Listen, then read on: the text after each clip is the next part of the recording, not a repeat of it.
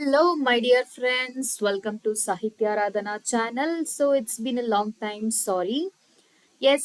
Anyways, I am Sahitya. Back to classes. So today I'm going to continue the paper analysis, and don't think this is only paper analysis. I'm going to give you a detailed information on the particular writer.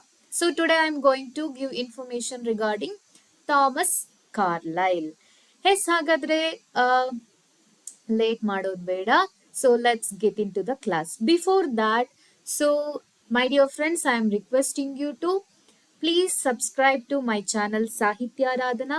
So ಅದೇ ರೀತಿಯಾಗಿ if you like my channel, ಒಂದು like ಅನ್ನ ಕೊಟ್ಟು, ಹಾಗೆ ಯಾರೆಲ್ಲ ಎಕ್ಸಾಮ್ಗೆ prepare ಆಗ್ತಾ ಇದ್ದೀರಾ, so please share this information, share this video along with your friends also.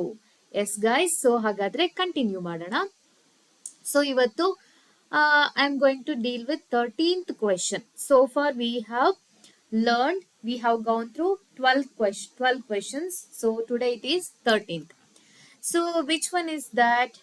Who said that England could do without the Indian Empire but not without Shakespeare?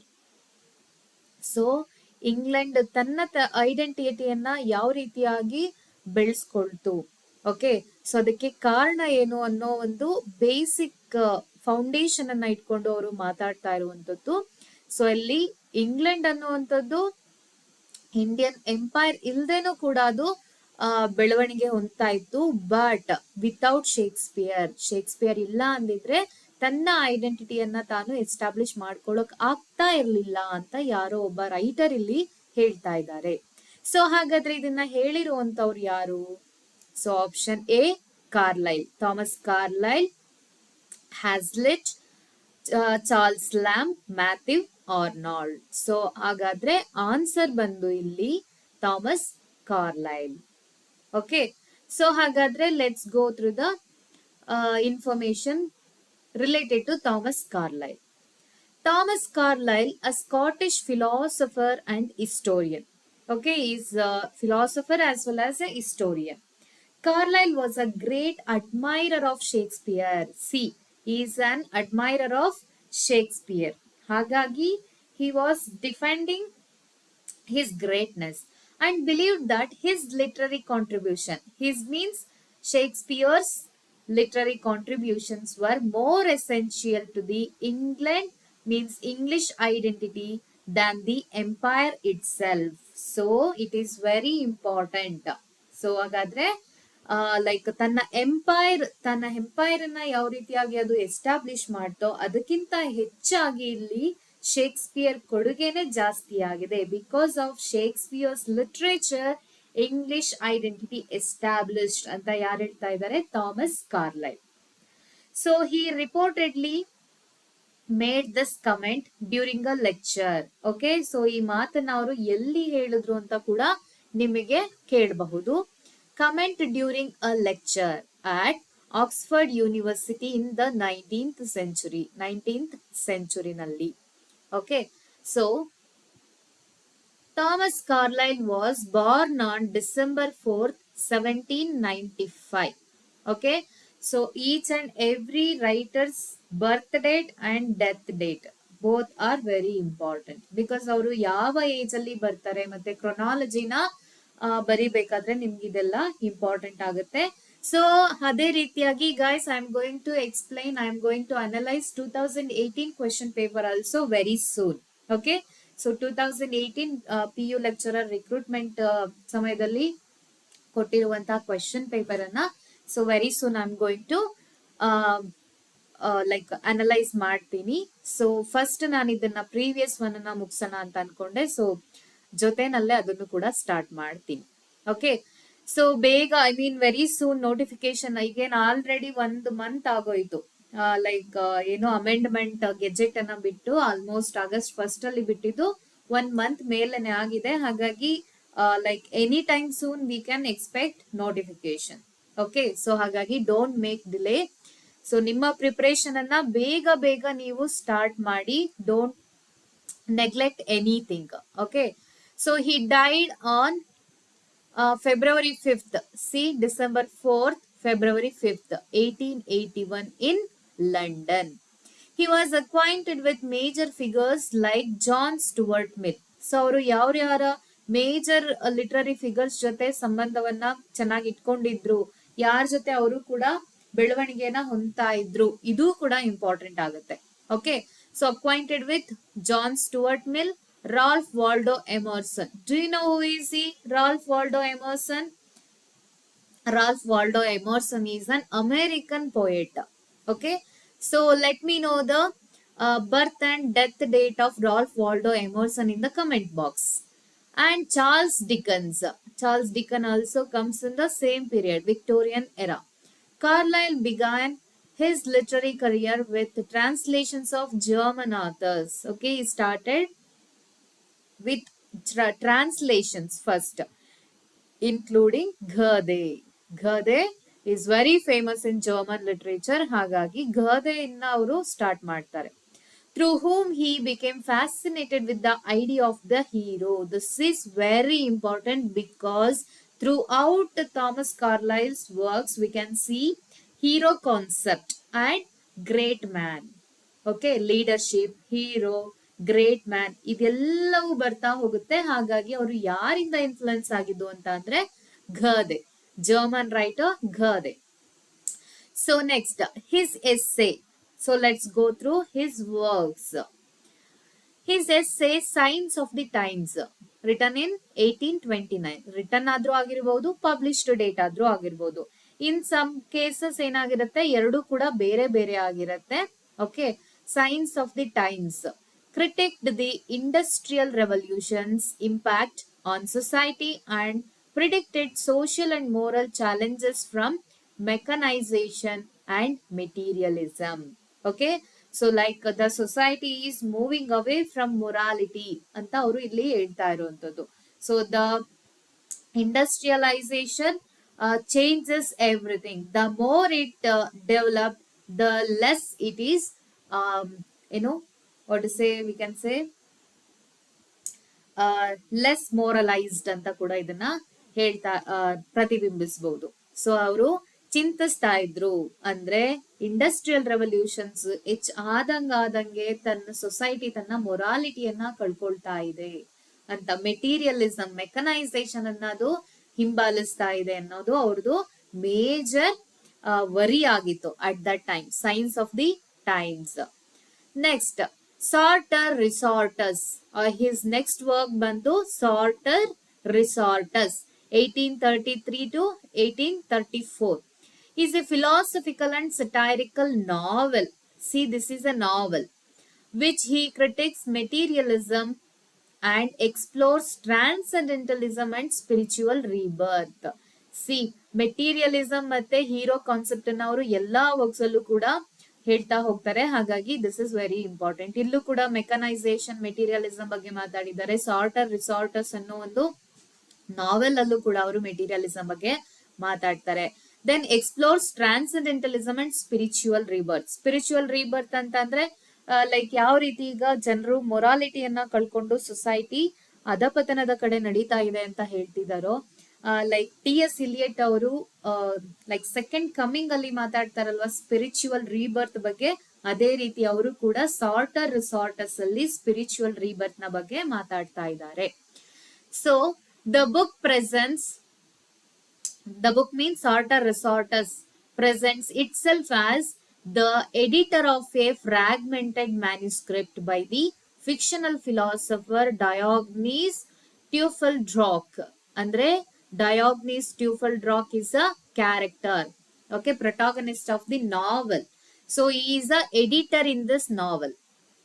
Okay, the protagonist is himself a editor, okay, in the novel. Please remember that he presents this book as a fragmented manuscript.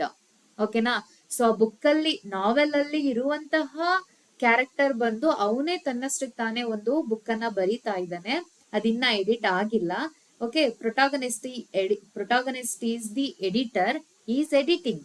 So the book it self represent A fragmented manuscript. Fragmented ಅನ್ನೋದು ಏನಾಗ್ತಾ ಇದೆ, society ಒಂದು fragmented ಸ್ಥಿತಿನಲ್ಲಿ ಇರೋದನ್ನ ತೋರಿಸ್ತಾ ಇದೆ. Okay, so these are very important points.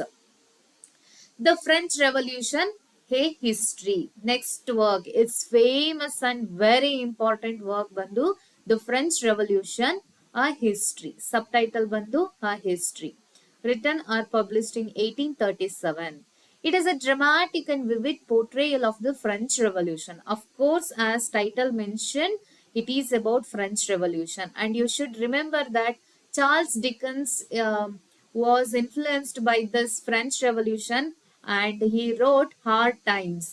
Okay, ಅವನ hard times ಅನ್ನೋ ನಾವೆಲ್ ನ ಬರೆಯೋಕೆ ಒಂದು ಇನ್ಫ್ಲೂಯೆನ್ಸ್ ಯಾವ್ದಪ್ಪ ಅಂದ್ರೆ ಥಾಮಸ್ ಕಾರ್ಲೈಲ್ ಅವರ the French revolution. Okay, so the manuscript of the first volume was famously lost by John Stuart Mill's maid, forcing Carlyle to rewrite it from scratch. Okay, this is very important. You can't find such points anywhere in your books. Okay, so I am collecting various and salient points from different books for your benefit. Okay, so ಈ ತರದ points ಎಲ್ಲ ordinary books ಅಲ್ಲಿ ನಮಗೆ ಸಿಗೋಲ್ಲ. So ಹಾಗಾಗಿ ಆಯ್ತಾ, the French revolution ಅನ್ನೋ book ಏನಾಗತ್ತೆ, ಜಾನ್ ಸ್ಟುವರ್ಟ್ ಮಿಲ್ ನ ಮೇಡ್ ಕಳ್ದಾಕ್ಲಾಗಿ ಅವ್ರೇನ್ ಮಾಡ್ತಾರೆ, he was forced to write means rewrite the book from the scratch. ಅಂದ್ರೆ ಏನೋ ಅರೆ ಬರೆ ಇನ್ಫಾರ್ಮೇಶನ್ಸ್ ಅನ್ನ ಇಟ್ಕೊಂಡು ಅವ್ರೇನ್ ಮಾಡ್ತಾರೆ, ಮತ್ತೆ ಆ ಬುಕ್ ಅನ್ನ ಬರಿಬೇಕಾಗಿ ಬರುತ್ತೆ. Okay, this is famous information regarding French Revolution, a history, the book. Okay, so next work bandu on heroes, hero worship and the heroic in history, 1841, published in 1841. Yes, my dear aspirants, I know as you seen on the YouTube channels are anywhere. Okay, so ಟ್ಯುಟೋರಿಯಲ್ಗೆ ಅಂತ ಸಾಕಷ್ಟು ಹಣವನ್ನ ಕೇಳ್ತಾರೆ and various demands ಅನ್ನ ಇಡ್ತಾರೆ. So ನಾನು ನಿಮ್ಮ ಬೆನಿಫಿಟ್ಗೋಸ್ಕರ like I am working very hard to collect such information. It's not that easy task. So still I am working on it because I am very passionate about literature. So ಹಾಗಾಗಿ ನಾನು ಕೂಡ work ಮಾಡ್ತಾ ಇದ್ದೀನಿ. So I'm just asking you to subscribe my channel and like my video. That's all. So I hope you do that. And if you like, only if you like, please do like my video and share the video along with your friends too. This series of lectures, okay, ನಿಮ್ಗೆ ಯಾವ form ಅಲ್ಲಿ ಇದೆ ಅಂತ ಕೂಡ ನಿಮ್ಗೆ ಕೇಳ್ತಾರೆ. Okay, on heroes, hero worship and the heroic in history in the series of lectures. Aita, this is a series of lectures presents Carlyle's view of history as driven by great men. See, great men anna concept il banta. So Carlyle's view of history, view avara prakara history andre enu, as driven by great men. Okay, are heroes, great men athava heroes who shaped the world through their leadership, intellect and vision. So hero ಅಥವಾ great men ಯಾವ ರೀತಿಯಾಗಿ ಹಿಸ್ಟ್ರಿನ like ಬದಲಾವಣೆ ಮಾಡೋದ್ರಲ್ಲಿ ತಮ್ಮ ಪಾತ್ರವನ್ನ ವಹಿಸಿದ್ದಾರೆ, ಅಥವಾ ಹಿಸ್ಟ್ರಿನ create ಮಾಡೋದ್ರಲ್ಲಿ ತಮ್ಮ ಲೀಡರ್ಶಿಪ್, ಇಂಟೆಲೆಕ್ಟ್ ಅಂಡ್ ವಿಷನ್ ಮೂಲಕ ಯಾವ ರೀತಿಯಾಗಿ ಹಿಸ್ಟ್ರಿನ ಕ್ರಿಯೇಟ್ ಮಾಡಿದ್ದಾರೆ ಅನ್ನೋ ಕಾರ್ಲೈಲ್ಸ್ ವ್ಯೂ ಪಾಯಿಂಟ್ಸ್ ಅನ್ನ ಅವರಿಲ್ಲಿ ಬರಿತಾ ಹೋಗ್ತಾರೆ. Carlyle's ideas of the hero came to define much of his philosophy. Okay, of course, his philosophy regarding morality, society, and hero worship alva, leadership. He explored different types of heroes. ಯಾವ ರೀತಿ ಎಲ್ಲ heroes ಇರ್ತಾರೆ ಅಲ್ವಾ. Hero ಅಂತಂದ್ರೆ ನಮಗ್ ಗೊತ್ತಿರೋದು movie hero ಮಾತ್ರ ಅಲ್ವಾ. So of course literature students ಗೆ ಪ್ರೊಟಾಗನಿಸ್ಟ್ ಹೀರೋಸ್ ಇರ್ತಾರೆ. ಸೊ ಅಪಾರ್ಟ್ ಫ್ರಮ್ ದಟ್ ಯಾವ್ದೆಲ್ಲ ಕೈಂಡ್ಸ್ ಹೀರೋಸ್ ಇರ್ತಾರೆ ಅಂದ್ರೆ including prophets, poets and warriors, okay, such as Muhammad, Shakespeare and Napoleon. So ಇಲ್ಲಿ ಪ್ರೊಫೆಟ್ ಅಂತ ಬಂದ್ರೆ ಮೊಹಮ್ಮದ್ ಆಗ್ತಾರೆ, writer, poet, what ever Shakespeare ಆಗ್ತಾರೆ, ಅಂಡ್ ವಾರಿಯರ್ ಅಂತ ಬಂದಾಗ Napoleon. Okay, please do remember these names. Okay, Shakespeare ಬಗ್ಗೆ ನಿಮ್ಗೆ ಆಲ್ರೆಡಿ ಕ್ವೆಶನ್ ಬಂದಿದೆ ಅಲ್ವಾ, ಅದೇ ರೀತಿ ಬೇರೆ ಇಂಪಾರ್ಟೆಂಟ್ ಪರ್ಸನ್ ಮೇಲೆ ನಿಮಗೆ ಕ್ವೆಶನ್ ಬರಬಹುದು. So next, past and present. Okay, next work bandu past and present, published in 1843. In this work, Carlyle contrasted medieval society. Okay, contrasted medieval society which he saw as more organic and harmonious. So in our Indian literature Dayanand Saraswati ಅವರು ಹೇಳ್ತಾರಲ್ವಾ, back to nature ಅಂತ, ಅದೇ ರೀತಿಯಾಗಿ ಇವರು ಕೂಡ ಅದೇ concept ನ ಇಟ್ಕೊಂಡು ಮಾತಾಡ್ತಾರೆ. With the industrial society of his own time which he criticized as chaotic and materialistic. Okay, industrial society only concentrated on development. Okay, not on the basic needs of people or any kind of emotions, feelings, but development. So ಹಾಗಾಗಿ ಅವರು ಖಯಾಟಿಕ್ ಮತ್ತೆ ಯಾವ ರೀತಿಯಾಗಿ ಅರಾಜಕತೆ ಇತ್ತು, ಯಾವ ರೀತಿಯಾಗಿ materialistic ಬೆಳೀತಾ ಇತ್ತು ಅನ್ನೋದನ್ನ ಅವರು ಹೇಳ್ತಾ ಹೋಗ್ತಾರೆ. He calls for moral reform and spiritual renewal with A focus on leadership. C, he takes up leadership concept here also. Leadership, duty and work as solutions to the social issues of the time. Okay, so society ನಲ್ಲಿ ಇರುವಂತಹ ಈ ರೀತಿ like ಏನು societal ಕಯಾಸ್ ಮತ್ತೆ materialistic ಮತ್ತೆ ಏನು morality ಯಾವ ರೀತಿಯಾಗಿ ಪರಿಶ್ ಆಗ್ತಾ ಇದೆ. ಸೊ ಇದೆಲ್ಲವನ್ನ ಸರಿ ಮಾಡ್ಬೇಕು ಅಂತಂದ್ರೆ ಲೀಡರ್ ಅನ್ನೋನು ಬರ್ಬೇಕು. ಸೊ ಅವನು ಡ್ಯೂಟಿಯನ್ನ ಮಾಡ್ತಾ ಅದಕ್ಕೆ ಏನೆಲ್ಲ ಸೊಲ್ಯೂಷನ್ಸ್ ಬೇಕೋ ಅದನ್ನ ಅವನು ಹುಡುಕ್ಬೇಕು ಅಂತ ಅವರು ಇಲ್ಲಿ ಪಾಸ್ಟ್ ಅಂಡ್ ಪ್ರೆಸೆಂಟ್ ಅನ್ನೋ ವರ್ಕ್ ಅಲ್ಲಿ ಮಾತಾಡ್ತಾರೆ. Okay, past and present. Next, latter day pamphlets. Okay, latter day pamphlets ಅಂದ್ರೆ ಇದು letters. 1850, a series of polemical essays in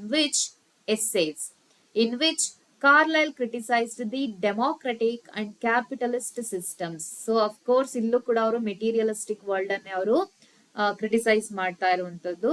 He lamented the rise of what he saw as shallow materialism and a lack of leadership. Okay, because of due to lack of leadership ಏನಾಗ್ತಾ ಇದೆ, materialism occupy ಆಗ್ತಾ ಇದೆ, ಬೆಳೀತಾ ಇದೆ. Advocating for strong morally guided authority ಅಂದ್ರೆ ಒಳ್ಳೆ leader ಬರಬೇಕು. These views led to Carlyle being labelled as conservative and at times reactionary in his political belief. So ಈ ರೀತಿಯಾಗಿ ಅವರು ಸೊ ಲೈಕ್ ರಿಫಾರ್ಮ್ ಬಗ್ಗೆ ಮಾತಾಡ್ತಾ ಮತ್ತೆ ಬ್ಯಾಕ್ ಟು ನೇಚರ್ ಅನ್ನೋ ರೀತಿಯ ಅವರು ಬ್ಯಾಕ್ ಟು ಪಾಸ್ಟ್ ಅಂತ ಕೇಳ್ತಿರೋದ್ರಿಂದ ಅವರನ್ನ ಯಾವ ರೀತಿಯಾಗಿ ಬಿಂಬಿಸಲಾಗತ್ತೆ, ಕನ್ಸರ್ವೇಟಿವ್ ಅನ್ನೋ ರೀತಿಯಾಗಿ ಬಿಂಬಿಸಲಾಗತ್ತೆ. At times reactionary in his political beliefs. Okay, so Oliver Cromwell's letters and speeches. So ಅವರ ನೆಕ್ಸ್ಟ್ ವರ್ಕ್ ಯಾವ್ದಪ್ಪ ಅಂತಂದ್ರೆ 1845 Oliver Cromwell's letters and speeches, a study of the English Civil War and a defense of Cromwell. What he has written in this letters ಅಂತಂದ್ರೆ a study of the English Civil War and a defense of Cromwell. So next work ಬಂದು Frederick the Great 1858 ಇಂದ 1865 ಇವೆರಡರ ನಡುವೆ ಬರೆದಿರುವಂತಹ work, an extensive biography of the Prussian king. Okay, so this is about Prussian king, Persian.